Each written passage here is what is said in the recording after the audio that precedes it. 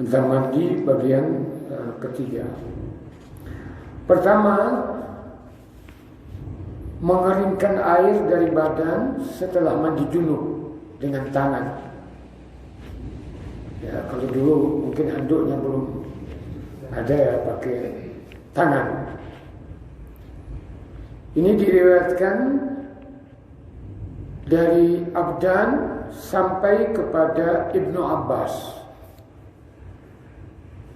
Ibnu Abbas menerima dari Maimunah. Maimunah berkata, "Wada'tu lin-nabi sallallahu alaihi wasallam ghuslan." Aku memberi air untuk mandi kepada Nabi sallallahu alaihi wasallam. Fasatartuhu bithawbin, lalu aku tutupi beliau dengan kain supaya tidak terlihat. Wa sabba ala yadayhi faghassalahuma, maka beliau menuangkan air ke tangannya lalu mencuci keduanya. Summa sabba biyaminihi ala shimalihi, kemudian beliau menuangkan air dengan tangan kanannya ke tangan kirinya. Faghasala farjahu, kemudian beliau membasuh kehormatannya. Ya, jadi itu cara Nabi, gitu ya. Fadaraba biyadihi al-ardha famasahaha, lalu tangannya dipukulkannya ke tanah, kemudian mengusapkannya, lalu mencucinya. Ini meletakkan tangan di tanah, ya, karena tanah dapat menghilangkan bakteri-bakteri. Ya, sekarang kita sudah ada sabun. Ya. Summa ghassalaha famadmada, kemudian setelah beliau mencuci tangannya dari tanah itu, kemudian beliau berkumur-kumur. Wastansyaqa, kemudian beristinsyak, yaitu memasukkan air ke hidung. Wa ghassala wajhahu wa dhira'aihi, beliau membasuh wajahnya dan kedua hastanya atau lengannya. Summa sabba ala ra'sihi, kemudian beliau menuangkan air ke kepala beliau. Wa afadha ala jasadihi, lalu beliau meratakan air ke seluruh badannya. Summa tanahha, lalu beliau tanahha berpindah tempat untuk menyiram kakinya. Faghasala qadamaihi, kemudian beliau membasuh kedua kaki beliau. Fatanawaltuhu thawban falam ya'khudhu, lalu aku menyodorkan kain, kata Maimunah, sebagai pengering, tapi beliau tidak mengambilnya. Fantalaqa wa huwa yanfudhu yadayhi, lalu beliau pergi dengan mengeringkan air dari badannya dengan tangannya. Nah, ini yang terakhir ini mengeringkan badannya dengan tangannya, jadi diusap, gitu ya. Nah, inilah cara Nabi mandi, sekaligus yang kita catat di sini mengeringkan badan dari air dengan menggunakan tangan. Ya, bagaimana dengan kain seperti handuk? Ya boleh, gitu ya. Kemudian yang kedua, memulai mandi junub dengan menggosok kepala bagian kanan. Ya, ini diriwayatkan dari Aisyah radhiyallahu anha berkata, "Kunna idza asabat ihdana janabah." Kata Aisyah, dulu jika kami mengalami janabah, ya janabah ini boleh jadi haid atau berhubungan suami istri, akhazat biyadaiha thalathan fawqa ra'siha, maka salah seorang dari kami yang mandi itu, kata Aisyah, mengambil air dengan kedua tangannya dan disiramkan ke atas kepalanya. Jadi dulu seperti terulang juga di sini ya. Jadi kita ambil air sedikit, kita siram ke kepala sedikit, tengah-tengah kepala, gitu ya. Summa ta'khudhu biyadiha ala shiqqihal ayman. Lalu mengambil air dengan tangannya dan disiramkan ke bagian badan sebelah kanan. Jadi tengah dulu, kemudian baru disiram ke kanan. Kemudian wa biyadiha al-ukhra ala shiqqihal aysar. Kemudian menyiramkan air ke bagian kiri badan. Jadi kanan dulu, kemudian bagian kiri. Ya, ini masih menceritakan sifat-sifat mandi Rasulullah SAW. Kemudian yang ketiga, mandi dalam keadaan telanjang di tempat yang sepi, tertutup maksudnya, dan bila dapat menggunakan tutup lebih baik. Nah, gitu ya. Coba kita lihat hadisnya. Diriwayatkan dari Ishaq bin Nasr sampai kepada Abu Hurairah radhiyallahu anhu, anin Nabi sallallahu alaihi wasallam, dari Nabi sallallahu alaihi wasallam,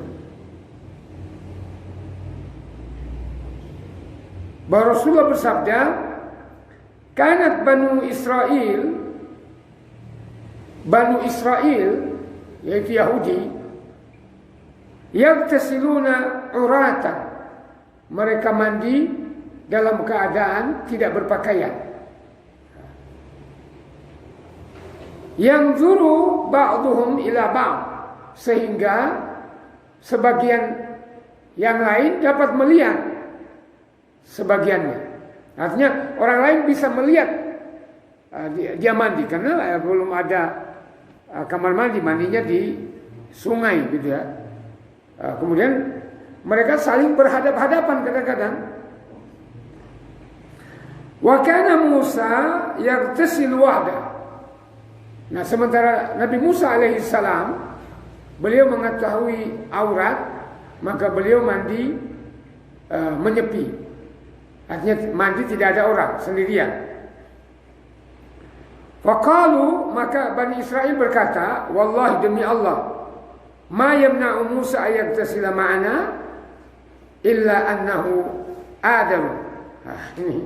Ini Bani Israel ini galil adab. Ya. Kata mereka, tidak ada yang menghalangi Musa mandi bersama kita, mandi bersama, kecuali bahwa dia itu terkena penyakit kulit atau bahasa pekalongannya korengan, sehingga dia izin katanya. Padahal ya ada ini juga, ini berarti orang yang terkena penyakit hernia. Nah, itu tuduhan mereka. Di samping badannya katanya kudisan, ya dia juga mengalami hernia. Jadi betapa kejinya mereka menuduh Nabi mereka begitu ya. atau mencemooh nabi mereka. Nah, kita nggak boleh seperti itu.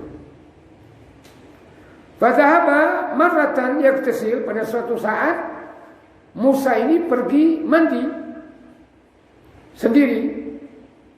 Fawadha'a thawbahu ala hajarin. Nabi Musa mandi di sungai, kemudian meletakkan pakaiannya di atas batu.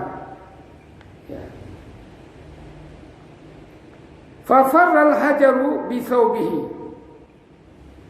Kemudian pakaian yang di atas batu itu farra itu artinya terbang. Ya, di bawah angin gitu ya.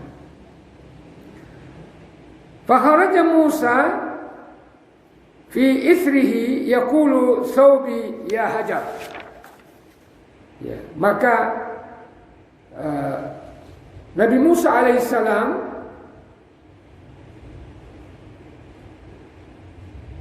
mengejar batu tersebut yang membawa terbang bajunya sambil berkata, wahai batu, kembalikan pakaianku. Nah itu. Hatta nazarat Banu Israel ila Musa, sehingga Banu Israel melihat Musa tidak berpakaian.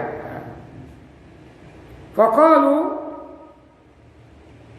maka mereka pun berkata, wallahi, demi Allah, ma bi Musa min ba'si. Wa akhadha thawbahu fatafika bil hajar darban. Ya. Mereka lalu berkata, demi Allah, pada diri Musa tidak ada yang ganjil. Mungkin kehendak Allah, karena tadinya dikiranya Musa ini kudisan, Musa juga terkena penyakit hernia. Ya. Padahal tuduhan mereka itu tidak ada. Ternyata setelah mereka melihat Nabi Musa mengejar bajunya, badannya sehat, gitu ya. Karena badannya para nabi itu dijamin lebih baik daripada badannya manusia biasa. Jadi wa akhadha thawbahu, kemudian Musa mengambil pakaiannya dan memukul batu tersebut dengan satu pukulan. Gitu ya. Faqala Abu Hurairah, dalam riwayat ini Abu Hurairah berkata, wallahi, demi Allah, innahu la nadabun bil hajar sittatun aw sab'atun darban bil hajar. Ya, maka Musa berkata, demi Allah, sungguh pada batu tersebut terdapat bekas pukulan 6 atau 7 akibat pukulan Nabi Musa alaihissalam. Gitu ya.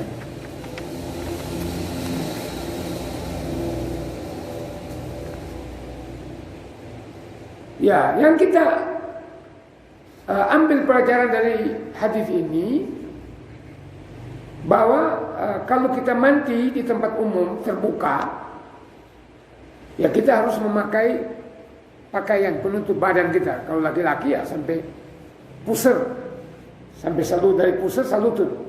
Ya pakai sarung, kita mandi pakai sarung, ya itu boleh. Seperti mandi di Guci itu ya. Ya di Guci, permandian air panas Guci itu kan orang bercampur di situ. Kadang laki sama perempuan bercampur. Itu juga kurang Islami itu ya, di tempat wisata itu. Ya seharusnya kita pakai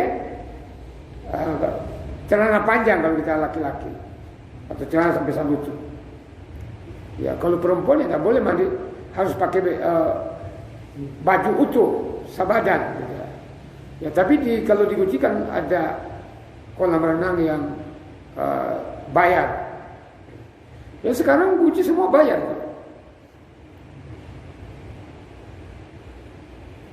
Ya tapi kalau di tempat tertutup seperti di kamar mandi, ya tidak apa-apa kita tidak pakai pakaian. Ya, apalagi kamar mandi di dalam kamar kita biasanya lebih menjaga privat, gitu ya.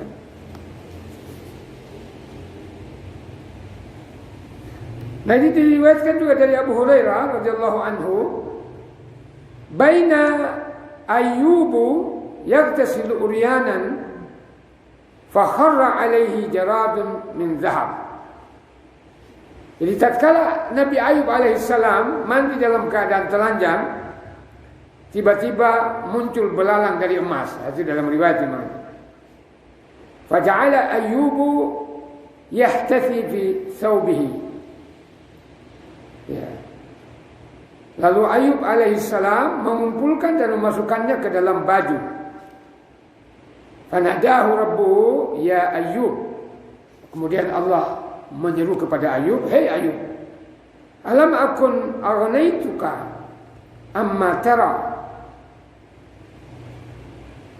Ya, wahai Ayub, bukankah aku sudah memberimu kecukupan sebagaimana kau lihat? Qala bala wa izzatika walakin la ghina bi am barakatik. Ayub menjawab, benar.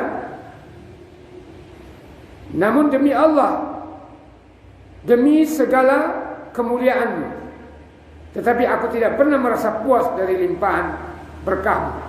Memang cerita Nabi Ayub ketika dia mandi ada belalang emas gitu ya. Akhirnya dia ambil itu. Ya, kenapa kamu ambil? Ya saya tidak puas dengan berkah. Jadi itu berkah yang diberikan karena ketika itu Ayub menjadi miskin. Dikucilkan orang, diisolasi dia. Di gunung tidak ada penghuninya di situ. Ya, karena orang gigit dengan penyakitnya. Tidak ada lagi hartanya, istrinya pergi cari duit. Gitu ya. Nah, ketika disuruh mandi, Nabi Ayub alaihissalam untuk mengobati penyakit TBC dan kudisnya, Allah Subhanahu wa taala memerintahkan supaya menggali air yang ada di sekitar tempat tinggalnya. Kemudian dia mandi, muncullah belalang itu.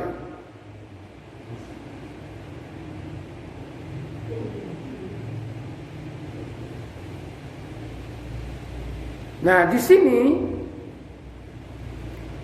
Ayub alaihissalam dikatakan mandi tanpa menggunakan pakaian karena pada waktu itu dia hanya sendiri, tidak ada orang.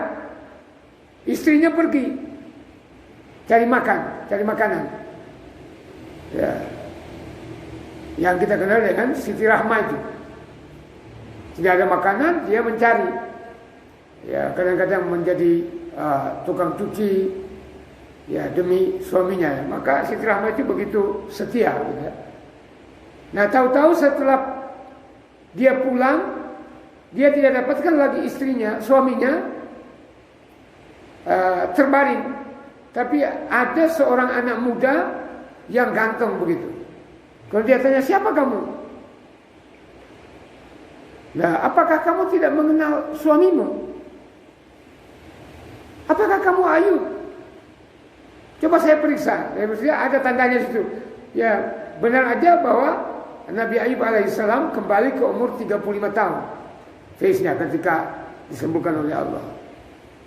Tapi yang kita catat dalam cerita ini, riwayat ini, ya di sini boleh umpama kita berada di hutan, tidak ada orang lain, ya kemudian kita mandi di sungai tidak pakai baju, tidak pakai tutup aurat, ya boleh, gitu ya. Kemudian berlindung atau menggunakan tutup ketika mandi di tengah orang. Nah, ini ada hadisnya. Kalau tadi sepi ya. Nah, ini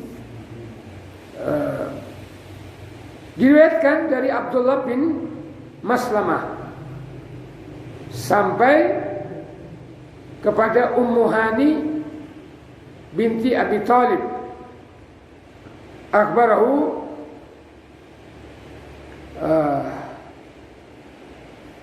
bahwa telah mengabarkan kepadanya, akhbarahu annahu sami'a Ummu Hani binti Abi Thalib. Jadi Ummu Hani didengarkan oleh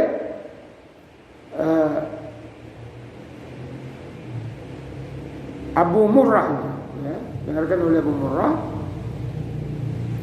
berkata, Zahabtu ila Rasulullah SAW, aku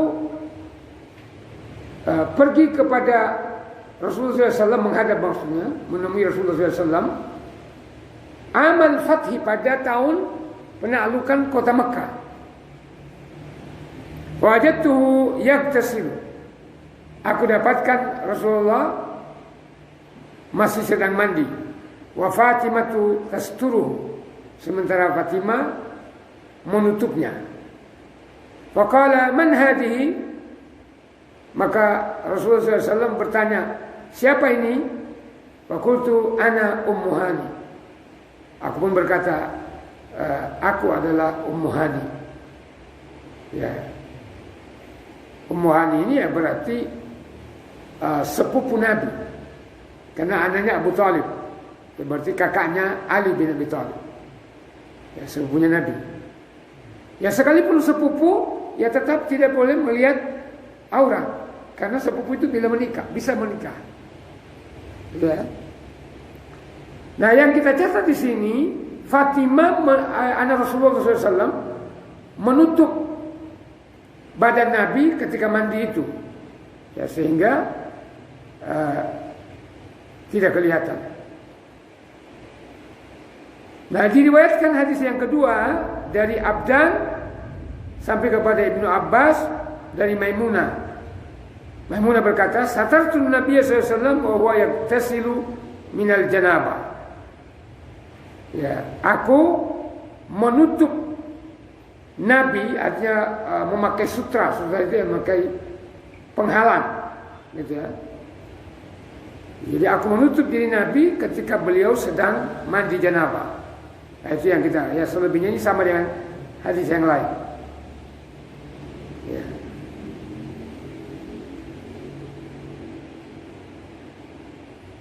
Jadi kalau banyak orang, ya seperti di permandian umum tadi, atau mandi di sungai, ya kalau situ banyak orang, ya kita pakai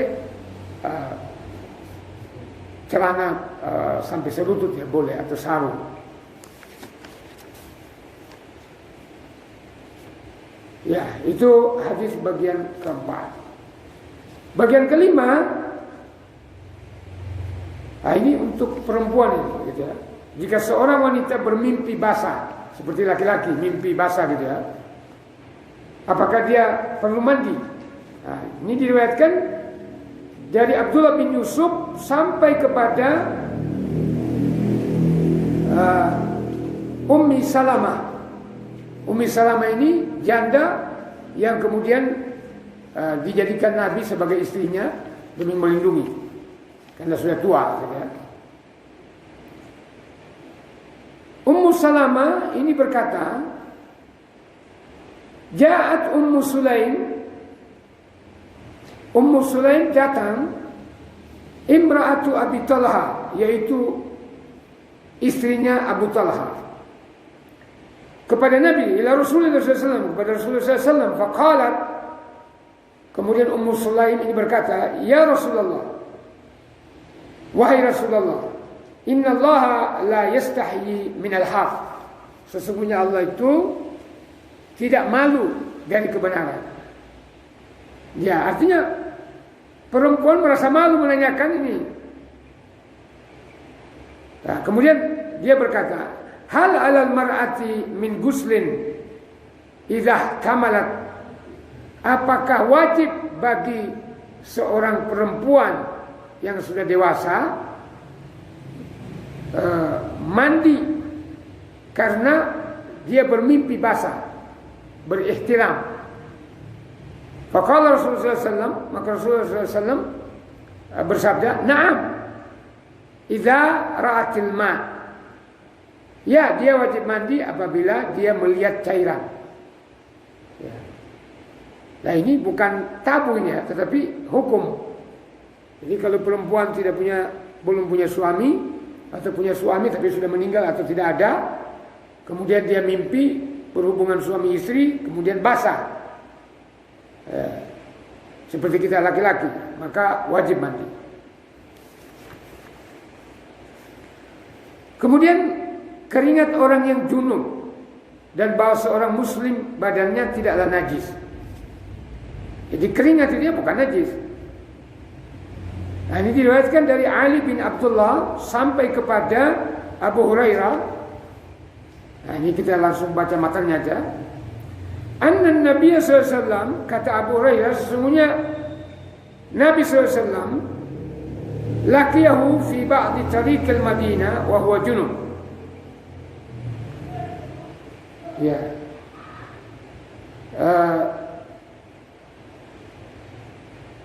Jadi pernah berjumpa dengan Abu Hurairah di salah satu jalan Madinah, sementara ia dalam keadaan junub. Jadi Abu Hurairah yang dalam keadaan junub. Kata Abu Hurairah, "Fanakhastu minhu."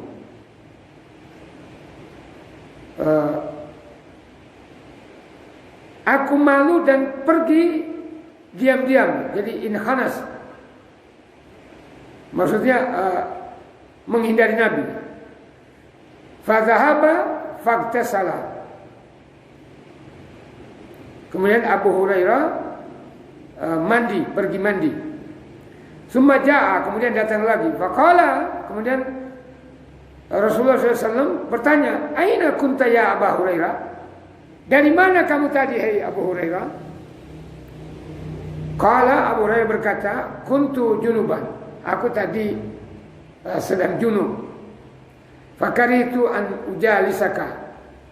Aku karena dalam keadaan junub, aku tidak suka bersama engkau, duduk bersama. Wa ana ala ghairi tahara, sementara aku tidak suci.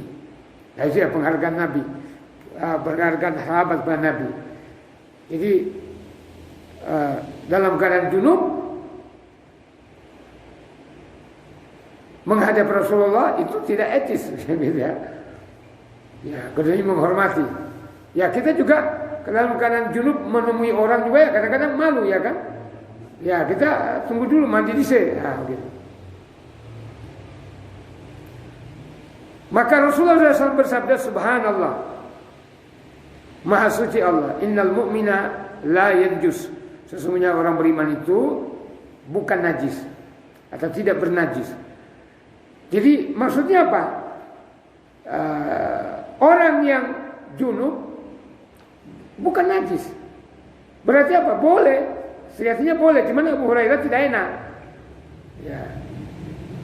Nah, begitu juga kita. Ya, kalau terpaksa harus menemui orang, ya minimal kita wudu terlebih dahulu. Itu yang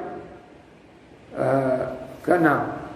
Yang kita catat tadi selain itu bahwa sperma atau air mani itu bukan najis ya. Tapi kita diwajibkan mandi. Tapi sperma itu bukan najis.